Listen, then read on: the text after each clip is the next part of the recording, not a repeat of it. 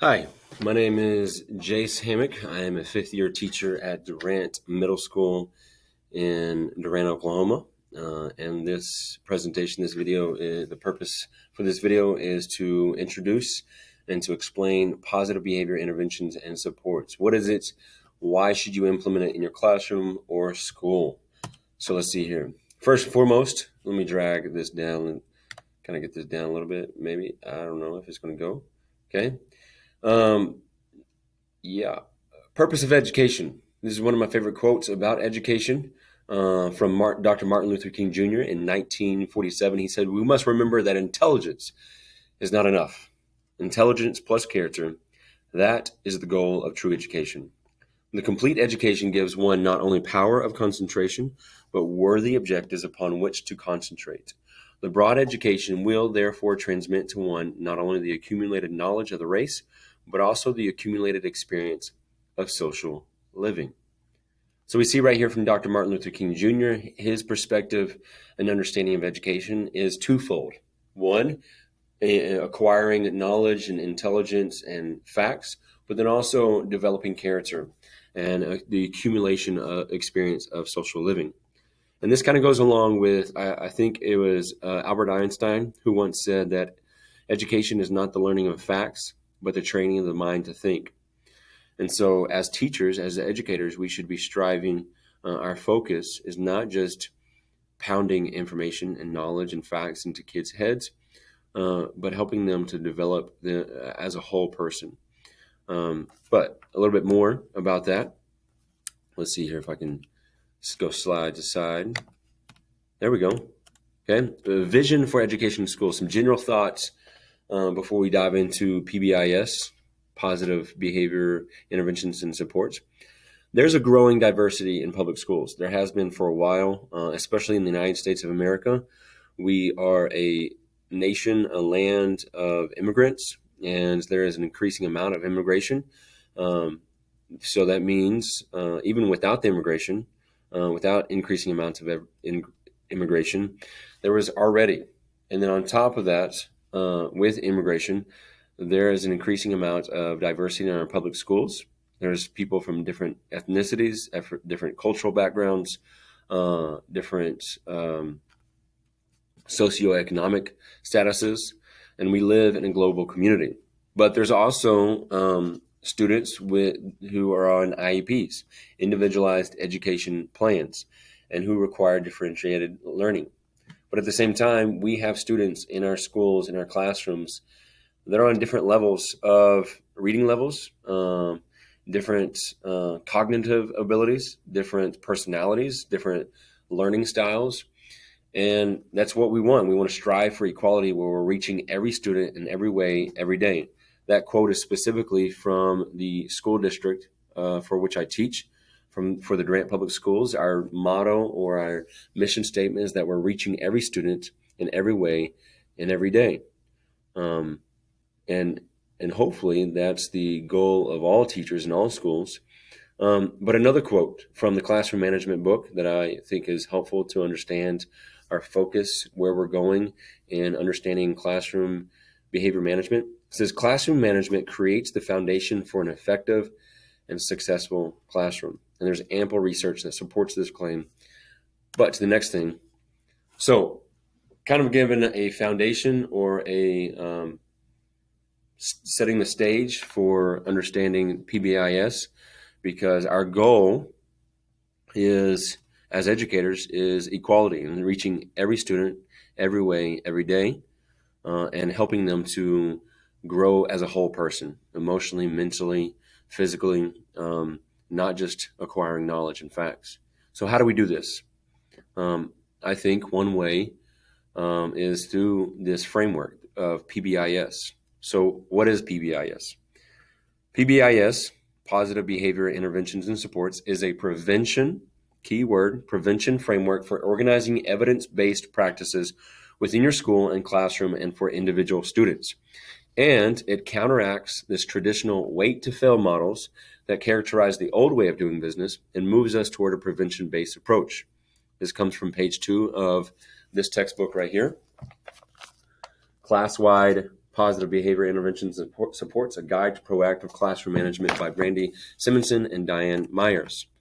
Again, a little bit further details, bullet points. What is it? It's a framework, okay? It's a guide. It's not a curriculum, not a one-size-fits-all, something that you can buy, one-day training.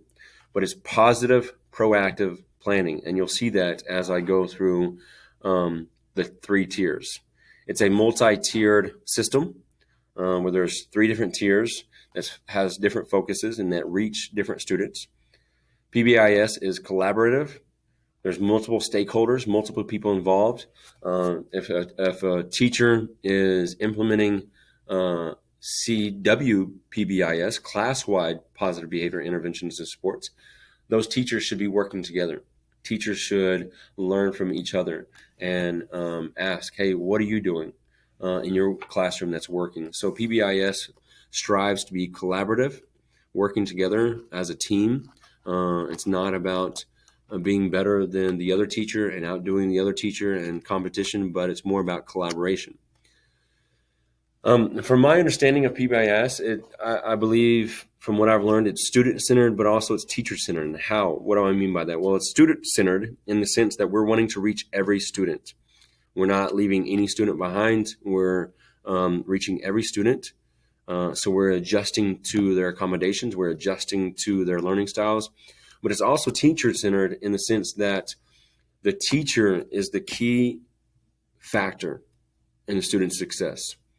What is the teacher doing to reach the student? What is the teacher doing? How is the teacher adjusting or accommodating for each and every student's learning abilities or disabilities and their different learning styles? And so that might be a tad confusing, but student-centered in the sense that we're focusing on the student and their success. We're here for the student. So every time we ask or we're trying to figure out something, a test or the classroom, how we set up the classroom, we got to figure out, what does this look like from the student's perspective? How is the student being served? Because we're here not to make ourselves as teachers look good, but here to help the students succeed. That's why we are teachers in the first place, I think.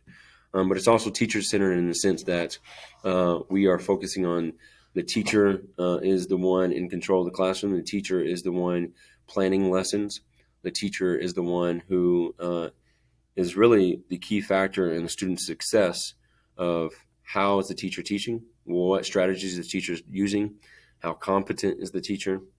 But PBIS is also a continuum of interventions and supports. It's not just a one-size-fits-all. Here's one thing that works. Here's one strategy that I do. I'm sticking to this strategy because I've done it all my life and all my career. But it provides a continuum because each and every student is different. And also each and every situation of learning is different. And so we want to provide a continuum of interventions and supports. But it's also, PBIS is based upon behaviorism. What in the world is behaviorism? Before I get there, I want to present this. This is actually from the PBIS.org website. So some empirical support. Why would someone want to implement PBIS? Well, there has been research done and studies done showing that there's been over 20,000 schools that have implemented PBIS throughout the nation.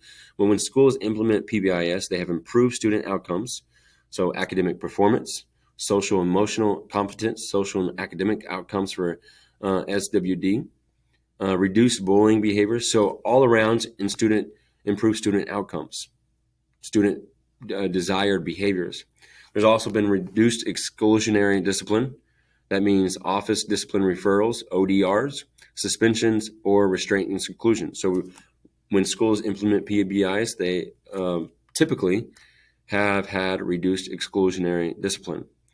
And then also, on top of all that, it has improved teacher outcomes, their perception of the teacher effectiveness, school organizational health and school climate, and perception of school safety.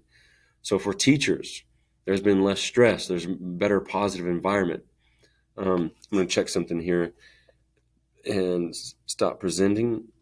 Double check. Still recording, I think. Okay. Yeah. Let's go ahead and continue presenting.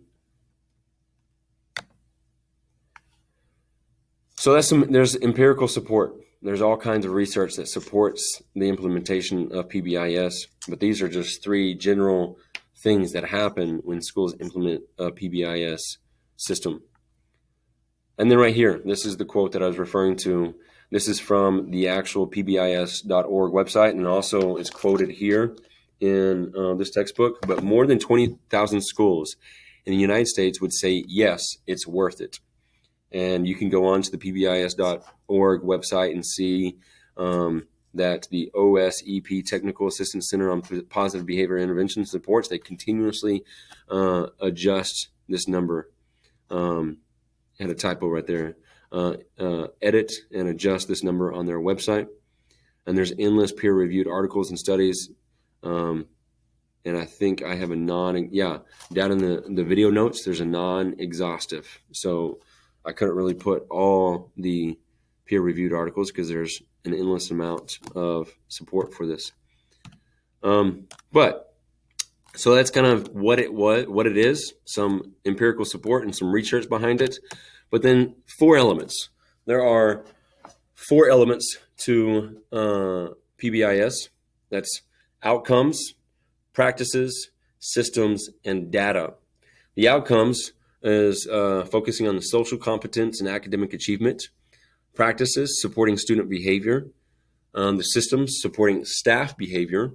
And then data, supporting decision making. And here's a little bit more detail. Outcomes. What is outcomes? What are we talking about? Basically, when you're deciding and identifying outcomes for your PBIS, school-wide or class-wide, you're asking, what is important to each learning community? What do we expect of our students, and what do we want, or what is our goal with implementing PBIS? Okay. Some examples. Just kind of skips that first. Decrease office referrals. Okay, so are you going to implement PBIS, or do you want some kind of classroom behavior management plan so you can decrease office referrals, decrease tardiness? Do you want to increase hand raising with students being involved and not just shouting out, or increase participation overall in lessons? But these outcomes, it's key in PBIS that these are locally determined based upon context and culture. It's good to learn from other schools in other states or in other cities, but specifically you want to focus on your context and your culture of your students and your school. But also these outcomes should be observable. Okay, you can see them, and measurable. Things that are observable and measurable. All right. And then the practices, the second element of PBIS is practices. The practices are various interventions and supports for students. It's a continuum, a menu, okay? It's not a one-size-fits-all. Again, these are also culturally and contextually relevant because for high school students, the practices and the strategies and interventions you use for high school students is going to be different for elementary students, but it's also going to be different for a small rural community or school compared to a large city school or wealthier school, maybe with a lot more students. The practices you use might be different if you have 10 students in the classroom compared to 30 students in the classroom. Although it'd obviously be best to have smaller classrooms, class sizes, but that's not always the case. And also the practices should involve all stakeholders. That means the teachers, the administrators, parents, and the students. Okay. And actually this should not be in here because I do not have a link for my PBIS resource guide, but I could possibly provide a link of a PDF of my PBIS resource guide that has practices and interventions for all 3 tiers, tier 1, tier 2, and tier 3. And you might be, what are you talking about with these 3 tiers? I'll get that in just a moment. So 4 elements: outcomes, practices. The third one, systems. This might be the most important. The purpose of the systems within a PBIS is to ensure and promote the sustained implementation of practices with faithfulness or with fidelity. This is, as this textbook says, this is what drives the SWPBIS process, the school-wide positive behavior intervention supports. Some examples: ongoing professional development, teacher aides, specialized behavior teachers, that the teachers that are specialized in certain behaviors or IEPs, mentors, and a positive environment.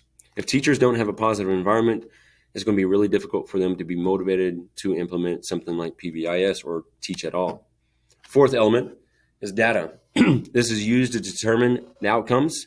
It's also used to choose appropriate practices. So you collect data on how students are behaving, how frequent their behavior is, how the duration of their behavior, and you use this data to, one, determine the outcomes that you want in your classroom and your school, but also use to choose the appropriate practices.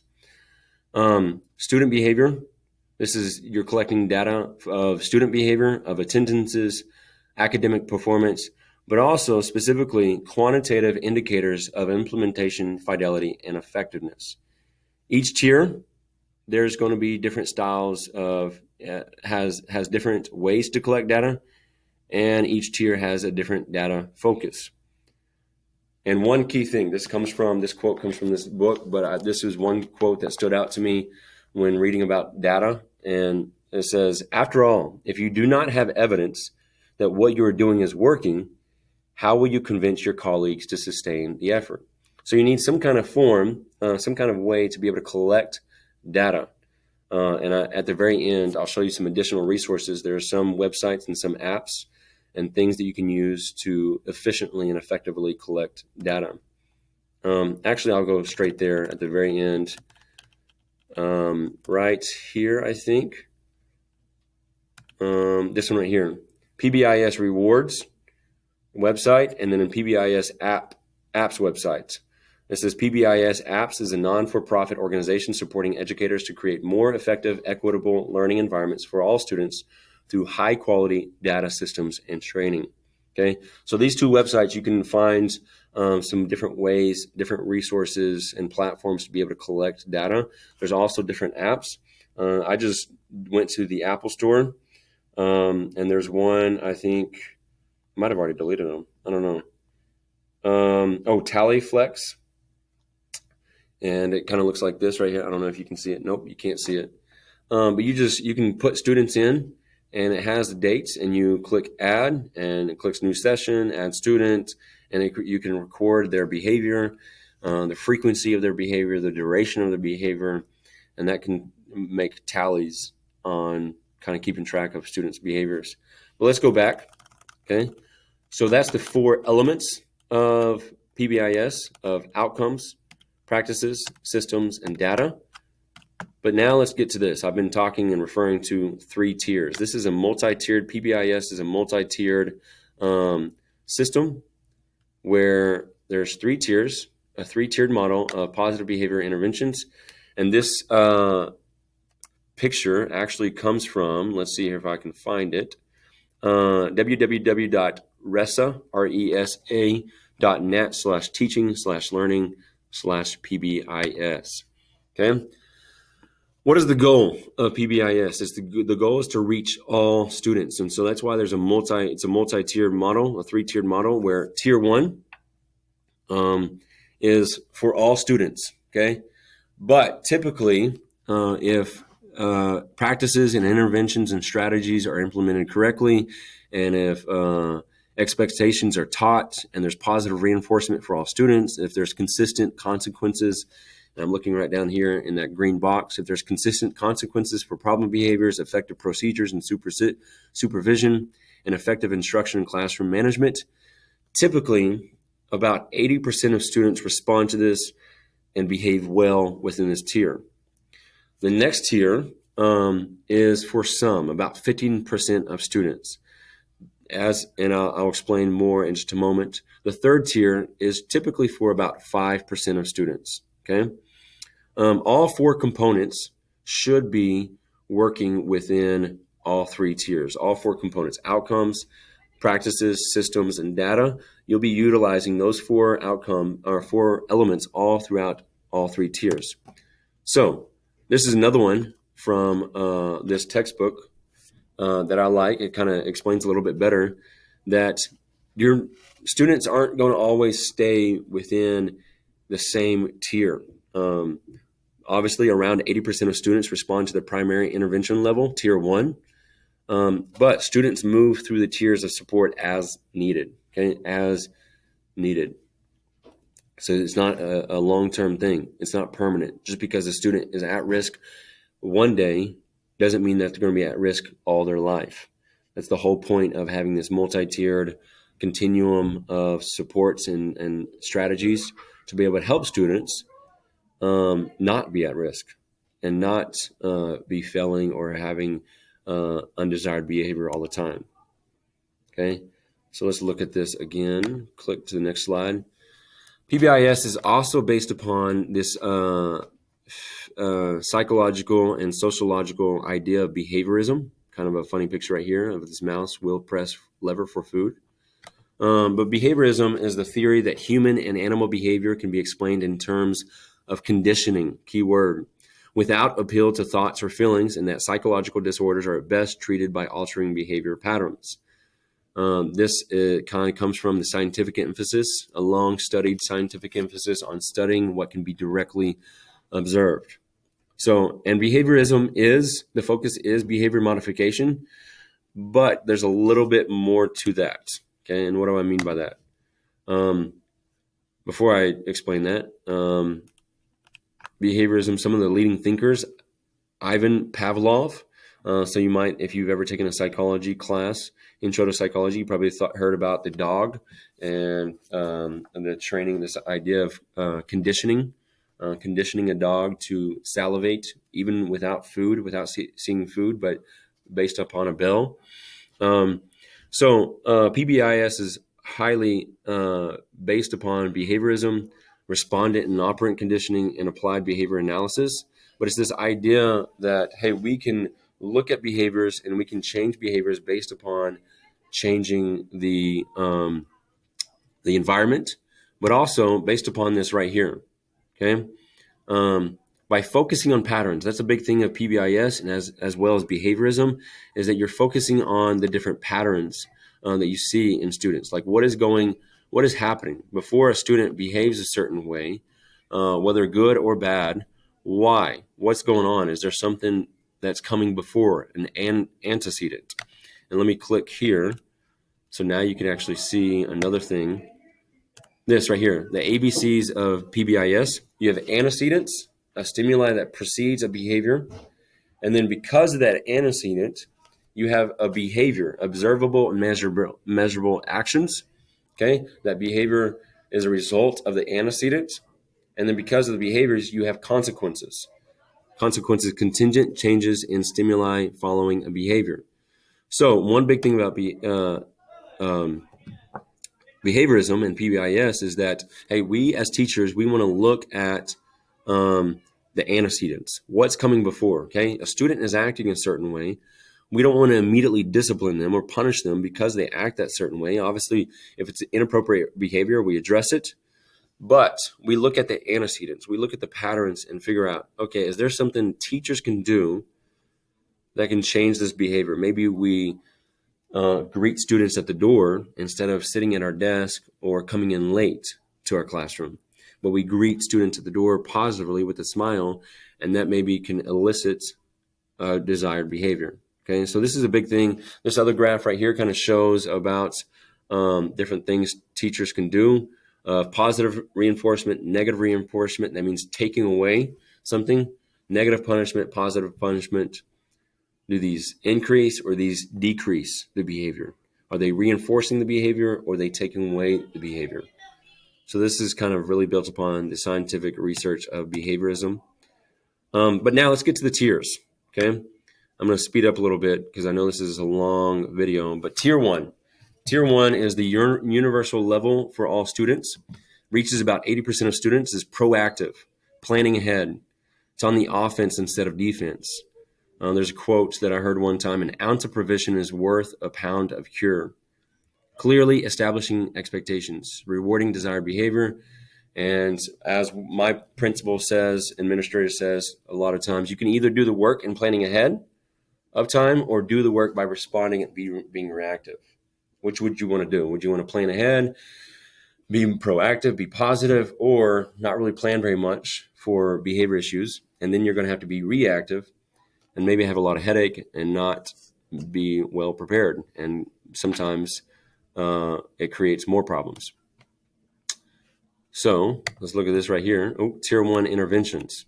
Okay, so that's tier 1. That's reaching all students, but 80% typically respond. Tier 1 interventions. Clearly teach positively stated procedures. This is huge. The first day of school, identifying and describing and teaching positively stated procedures. So in the sense of, instead of saying, don't talk when I'm talking, you could, instead of stating it, when the teacher is talking, you quietly listen. Or when the teacher is talking, you are sitting in your seats paying attention. Okay. So with teaching positively stated procedures and expectations, first day of school, provide periodic reviews. As some of my mentors and coaches around me, older, they always say, inspect what you expect. Okay. If you expect something, you want to inspect it as well. Be aware, looking, making sure that's happening.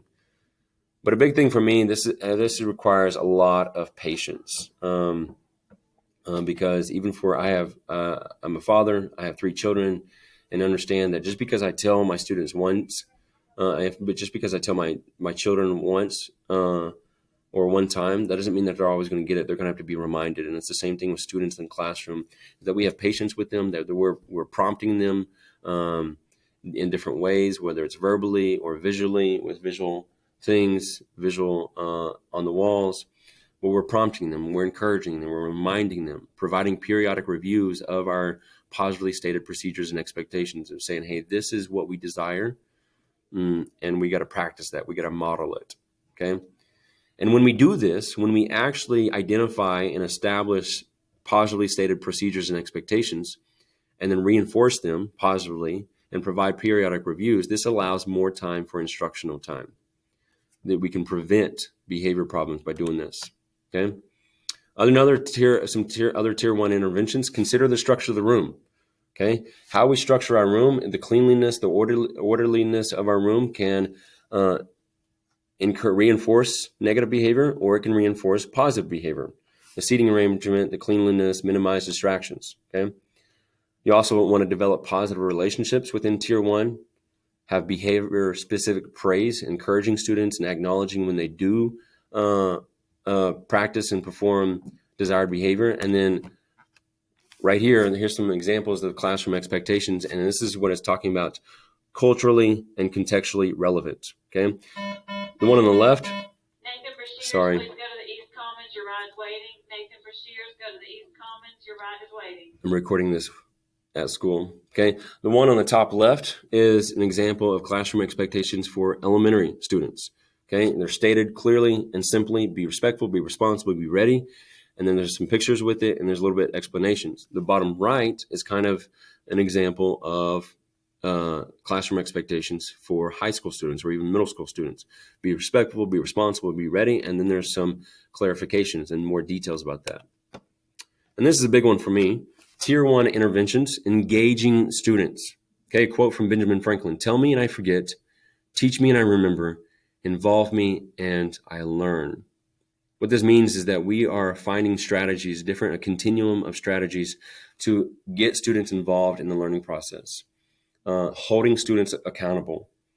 And Simonson and Myers, from this textbook right here, they say promoting active engagement is critical to increasing students' academic achievement and appropriate behavior. Williams and Maddie Stanley, go to Miss Sager's room. Elizabeth Williams and Maddie Stanley, go to Miss Sager's room. And this one's huge for me because I'm a U.S. history teacher, and I appreciate history. But this is history is one subject that gets basically, I don't know the correct word, but looked down upon, because a lot of times history teachers just lecture and talk the whole time, or give a worksheet and just read from the textbook. And for a lot of people, that's not really having students engaged. They could sit through a whole class, never really be held accountable, and they really aren't learning anything or listening. And so we want to find ways that we engage the students where they're held accountable, they're involved, they're active. But some examples of that is opportunities to respond, OTR, group discussions, guided notes, role playing. Okay, having students involved with different kind of role plays, different roles, in a play or something like that. Direct instruction, DI, and computer assisted instruction, CAI. And I think I had, nope, I didn't. Okay. But here's tier 2, targeted support for at-risk students. This tier has the least amount of research, but still important. It's about 15% students. And these tiers, the one important thing is that it's temporary. Okay, this is not a permanent thing. There should be a plan for fading.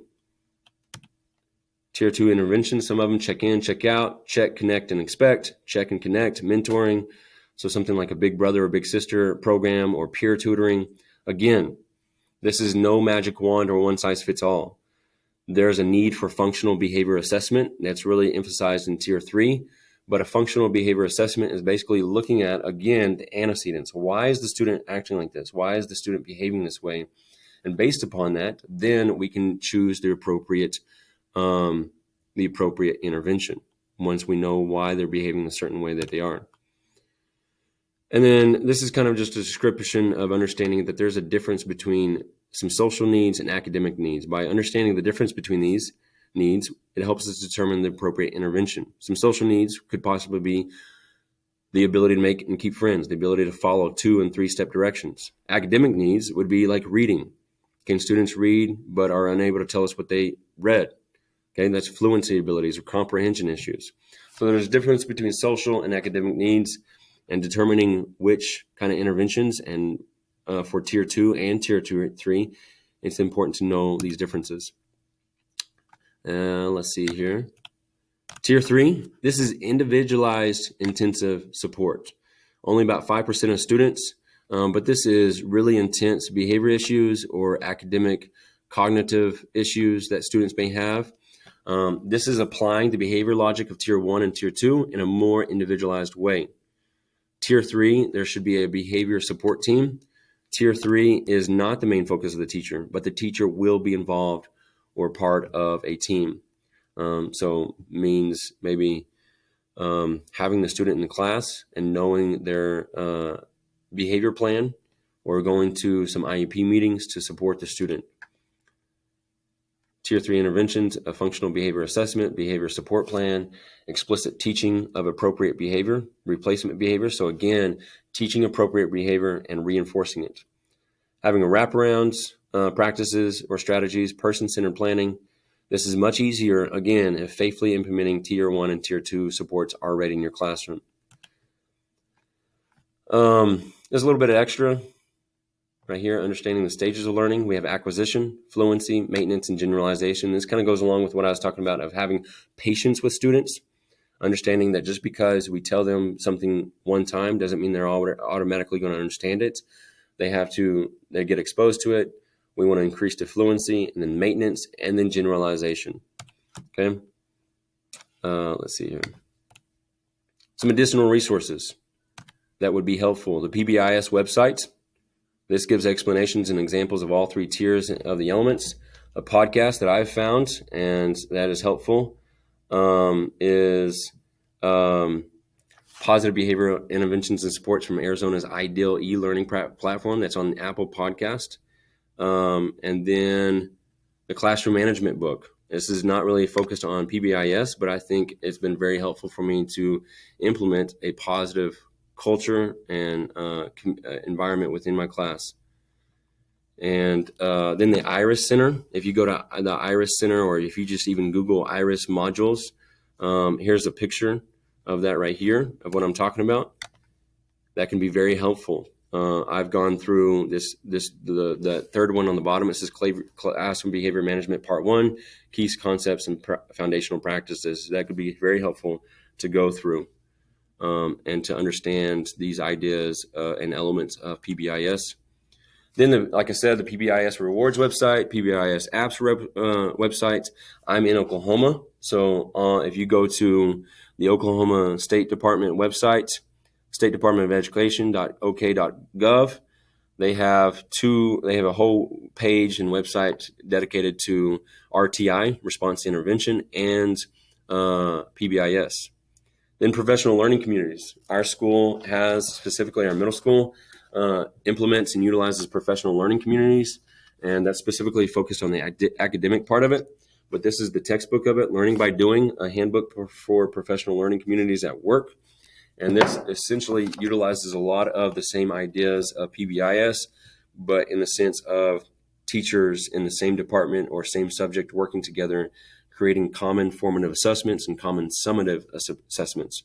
This would be one of the support systems for teachers. And then this is just something teachers can use, a sheet they can use to gauge how well they are doing with implementing PBIS. And then I think I had maybe one more thing.